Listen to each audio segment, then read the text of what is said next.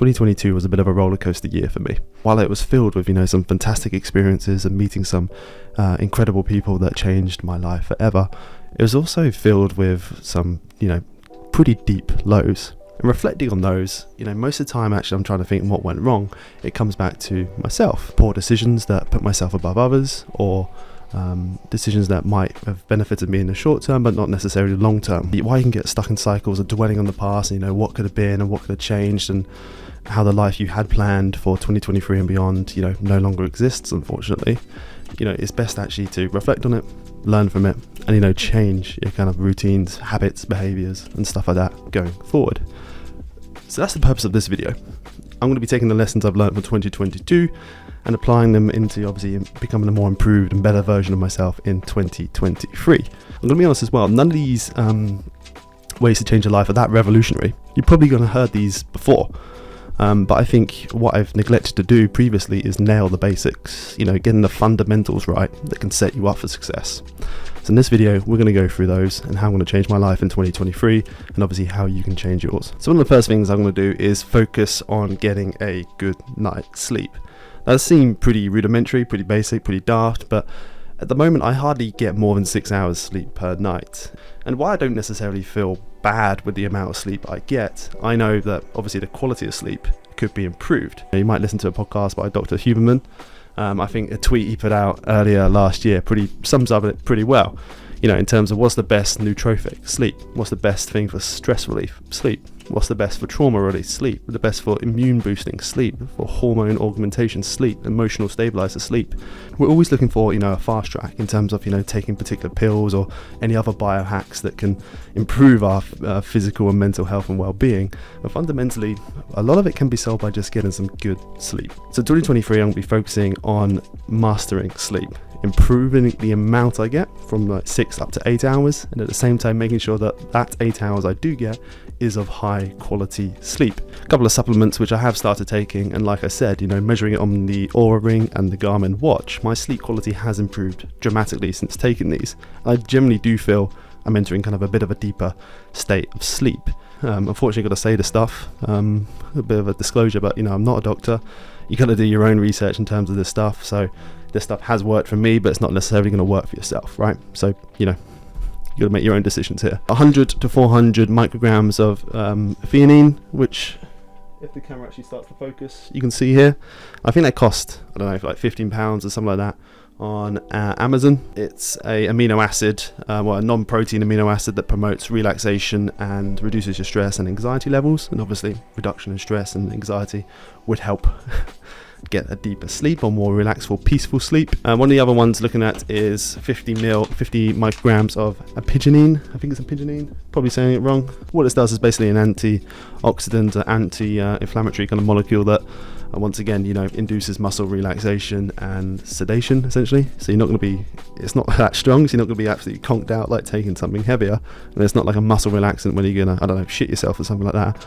But it just kind of makes you feel a lot more calm and more relaxed. The final kind of supplement he recommends is 145 micrograms of magnesium threonate, based on lots of research, has shown to help you get to sleep, and also while you're asleep, improving the amount of kind of deep sleep you get, so increasing the amount of rapid eye movement sleep, which is basically when you're dreaming and your brain does most of its kind of repairing activity. The more time you spend in that deep sleep or REM stage, obviously the more opportunity your brain has to kind of repair itself and process the thoughts throughout the day. So I'm using this kind of stack. Like I said, I've been using it for 3-4 days so far already, and I have seen some noticeable improvements, and I'll continue using it over the next couple of months, because I think you do need to use this stuff for long term. I recommend it, but obviously do your own research. I'm not a doctor or medical professional, but if you do decide you want to go with these, there is an affiliate link to buy these on Amazon down in the description below. There's a lot of stuff in 2022 I need to let go of, unfortunately. I don't want to, but kind of have to. Even though regrets are obviously a part of being alive, they do outlive their usefulness. Wanting to get somewhere or wanting to have something different can be a very useful starting point for growth and change. But it can also keep us in a bit of a cycle of negativity. Like I said, there's various instances for me in 2022 in terms of, business decisions, career decisions, and relationship stuff where I wish it was, the outcome was completely differently. However, it's not, unfortunately, but there's nothing I can do now to change that. So what I can do, and anything really I can do on it, is to, you know, avoid it happening again. And so it's looking on those decisions, looking on those events or activities or actions, reflecting on them and trying to improve going forward. So the next area I'm going to be really focusing on is health. And there's a couple of kind of habits of routines I'm going to be establishing under this. So firstly, I eat far too much processed convenient food. It's far too easy to kind of just go on these apps and order a hugely dopamine releasing, highly saturated fat, huge salt content, but delicious food. I'm going to be removing takeaways and minimizing processed foods as much as I can. But in today's obviously fast-paced world, it's quite hard actually to get all the various vitamins, nutrients, and various other macronutrients that you kind of need for your body to function optimally. 1 out of every 10 adults actually gets the required amount of vitamins and minerals and various other aspects like that. So, you know, while I'm going to be reducing my processed foods, the takeaways, and increasing the amount of fruit and veg I eat, I'm also going to be taking a couple of supplements with this as well, just to really make sure I'm getting as much as possible. So one of the ones I'm using, I don't know if you can see this, but it says AG1. This is basically Athletic Greens. Basically, it's a scoop of this beautiful green stuff full of various goodness into, don't know if you can sort of smoke that, bloody hell, into my diet every single day. It contains like 75 different vitamins, minerals, and various other nutrients that obviously your body's meant to have to function appropriately and optimally. It's meant to obviously improve your gut health, you support your immunity, you boost your energy, and generally help your recovery from exercise and stuff like that. But fundamentally, in terms of health and food, I'm going to be cutting out the processed stuff, reducing takeaways, and, you know, using supplements like this to top up where needed. Oh, another thing, alcohol. I'm going to try and limit alcohol. I definitely drink too much, so I'm going to limit that. I ideally want a blanket ban on it, but sometimes it's quite nice to have a drink. So I'm going to minimise it only to, you know, special occasions and stuff like that. The other part of health I really need to focus on is I absolutely love exercise, but I actually rarely do it. I mean, every time I do go out and exercise, I feel absolutely fantastic. I'm going to be trying to exercise at least daily for 30 minutes. I've invested a lot in a Peloton tread, a Peloton spin bike, a weight rack, gym membership, boot camp memberships and stuff like that, because I feel if I do one thing over and over and over again, like running, you know, obviously it gets boring pretty quickly. So you can follow me on Strava and you can see how slow I am. Then again, having said that, I did run my fastest 5k ever yesterday at 23 minutes and 57 seconds. See if you can see this. Now, you won't be able to see it, but I'm pretty happy with that. That's after 3-4 weeks of running. I'm hoping by the end of the year we can get that much closer, or, you know, down to around 20 minutes. I've started daily journaling for around half an hour or so. I bought myself, you know, a particular notepad, a nice little notepad for it, a fountain pen, and I spend 30 minutes in the morning journaling, you know, what my current thoughts and feelings and whatnot are of that day, and, you know, what I hope to achieve. And sometimes actually I like to do it before bed as well. There's a bit of a brain dump. It's nice to kind of reflect on the morning where I started, and obviously that final journal before I go to bed, just to see how much has changed. I actually haven't found like a journal structure or outline or framework that works for me. So at the moment I'm really just focused on just writing down basically whatever comes into my head. And I find that kind of lack of structure in journaling quite liberating, because sometimes, I don't know, you might get questions like, what are you grateful for today? And sometimes I can't be asked to answer the question. I'd rather just kind of journal what's in my head. So I keep it pretty free flow.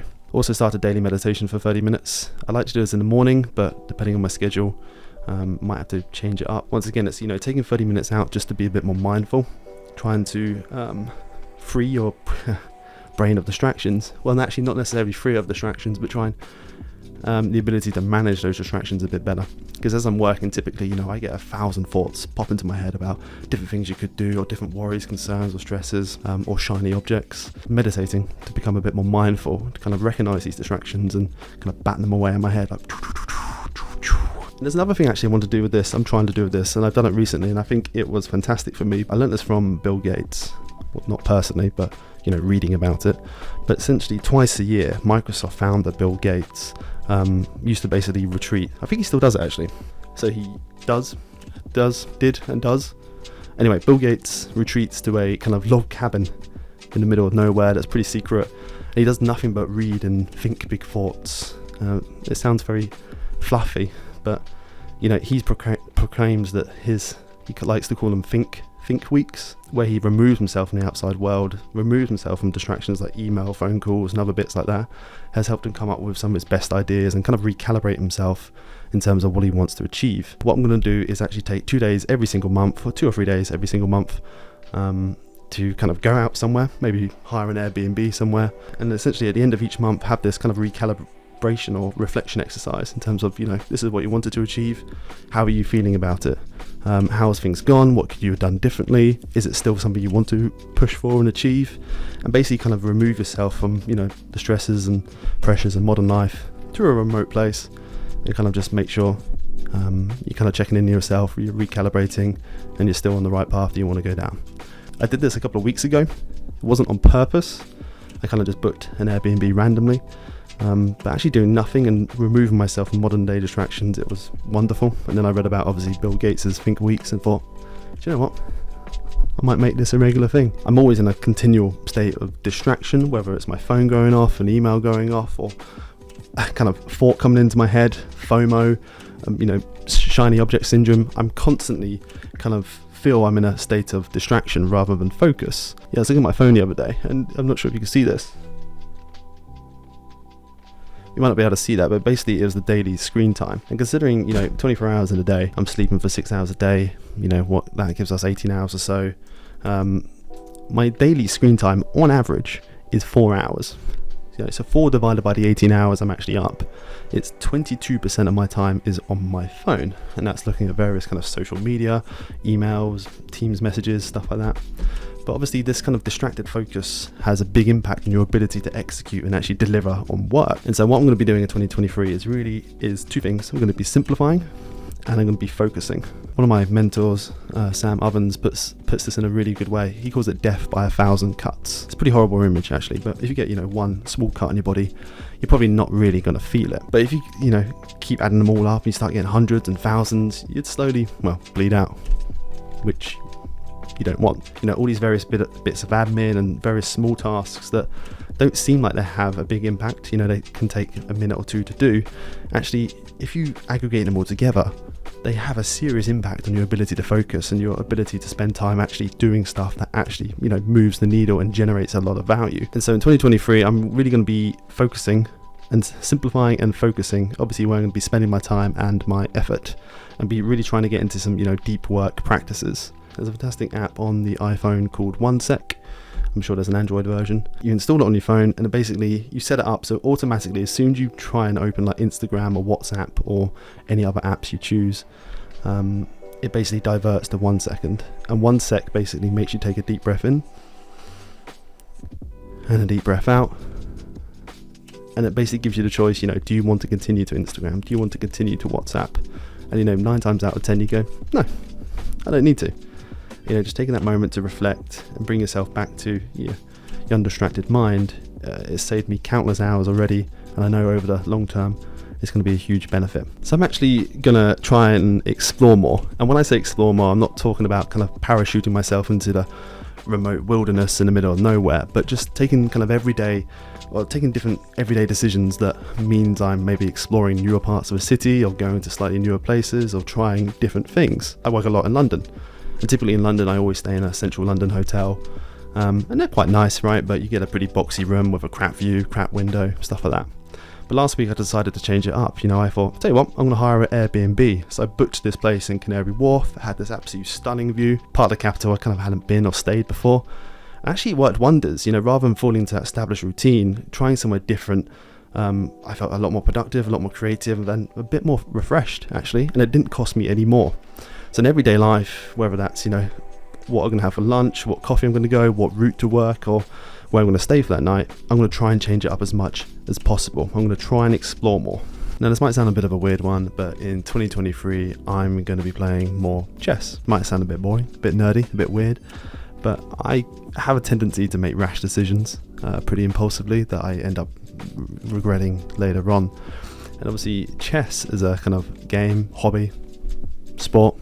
It's probably not a sport actually. Research has shown it actually improves your ability to see kind of a situation or decision or a particular scenario from another person's perspective better than if you weren't playing chess, because you've got to think 2, 3, 4 moves ahead, and you've got to think of what their obviously moves ahead are and why they're playing particular moves. So it helps you kind of understand the perspective of other people a bit better. And I'm hoping the kind of long-term strategic and slower paced nature of chess will kind of help me rein in those rash decisions and impulse decisions and take a longer, more strategic, and more hopefully balanced and better view of what to do. Albert Einstein once said, "Compound interest is the eighth wonder of the world. He who understands it earns it, he who doesn't pays it." While some people obviously question if that quote is actually in fact from Einstein, the power of compound interest or compound results is pretty much unquestionable. This day and age, most of us, myself included, we want results fast, and if we don't see results in the first week or the first month, we kind of give up. We're done. It's on to the next thing. I think most things are never really an overnight success, and while they may appear to be an overnight success, you're kind of overlooking the thousands of hours and years of work that have gone, behind the scenes to get people into these particular positions. Everyone wants the hack or the secret to success to kind of fast track them to particular places they want to get to, but fundamentally it's about consistently putting in the hard work. It doesn't sound that sexy or exciting compared to like a secret hack or easy tip or insider method to achieve results, but consistency in anything in life is key, and it's the way you achieve results, consistently performing every single day to achieve that big ambition. If you focus on making yourself better by 1% each and every day, by the end of the year you'll be 37 times better than you are now. 1% really is nothing. It can be as simple as just actually getting started on a business, reading a book, spending a bit of time focusing on journaling, meditation, wherever it is, but 1% better, everyone can achieve that. And if you consistently do that in the long run, you can achieve phenomenal results. So a key learning for me is obviously to be patient.